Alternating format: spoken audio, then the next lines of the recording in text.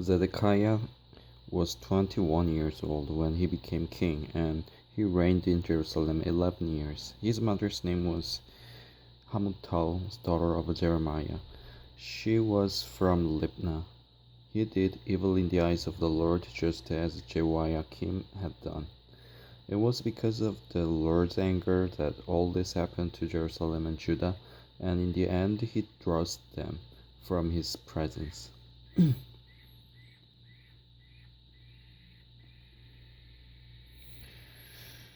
Now Zedekiah rebelled against the king of Babylon. So in the 9th year of Zedekiah's reign, on the 10th day of the 10th month, Nebuchadnezzar king of Babylon marched against Jerusalem with his whole army. They camped outside the city and built siege works all around it.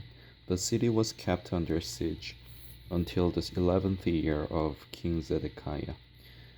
By the 9th day of the 4th month, the famine in the city had become so severe that there was no food for the people to eat. Then the city wall was broken through, and the whole city and the whole army fled. They left the city at night through the gate between the two walls near the king's gate garden, though the Babylonians were surrounding the city.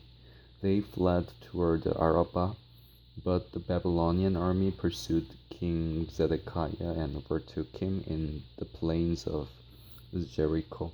All his soldiers were separated from him and scattered, and he was captured. He was taken to the king of Babylon at Riblah in the land of Hamath, where he pronounced sentence on him. There at Riblah the king of Babylon slaughtered the sons of Zedekiah before his eyes. He also killed all the officers of Judah. Then he put out Zedekiah's eyes, bound him with the bronze shackles, and took him to Babylon, where he put him in prison till the day of his death. On the 10th day of 5th month, in the 19th year of Nebuchadnezzar, king of Babylon, Nebuzaradan, commander of the imperial guard, who served the king of Babylon, came to Jerusalem. He set fire to the temple of the Lord, the royal palace, and all the houses of Jerusalem. Every important building he burned down. The whole Babylonian army, under the commander of the imperial guard, broke down all the walls around Jerusalem.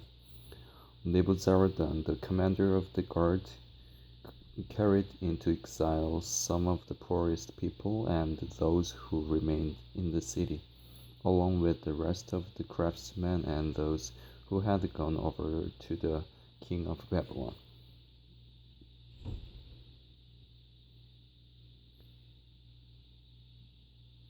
But Nebuzaradan left behind the rest of the poorest people of the land to work the vineyards and fields.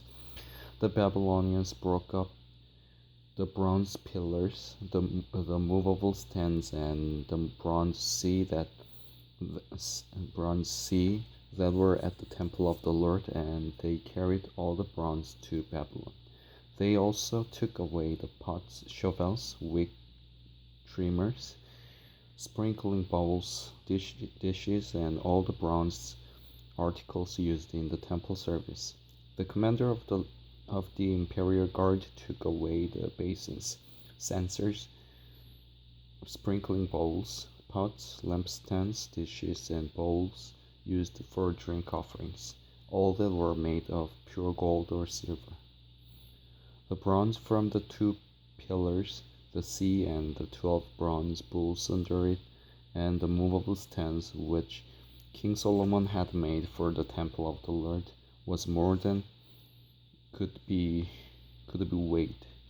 Each of the pillars was 18 cubits high and 12 cubits in the circumference.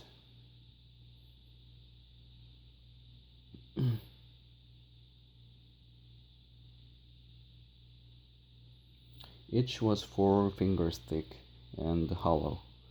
The bronze capital on top of the one pillar was 5 cubits high and was decorated with a network and pomegranates of bronze all around. The other pillar, with its pomegranates, was similar.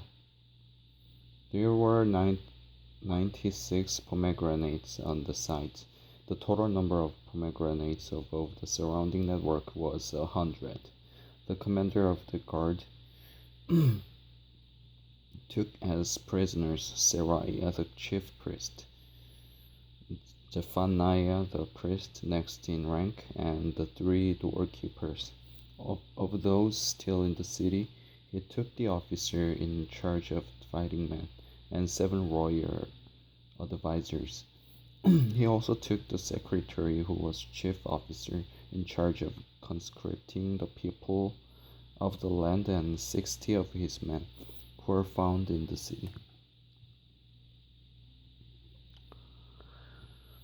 Nebuzaradan the commander took them all and brought them to the king of Babylon at Riblah. There at Riblah in the land of Hamath, the king had them executed. So Judah went into captivity away from her land. This is the number of the people Nebuchadnezzar carried into exile. In the 7th year, 3,023 Jews. In Nebuchadnezzar's 18th year, 832 people from Jerusalem in his 23rd year. 745 Jews taken into exile by Nebuzaradan, the commander of the imperial guard. There were 4,600 people in all.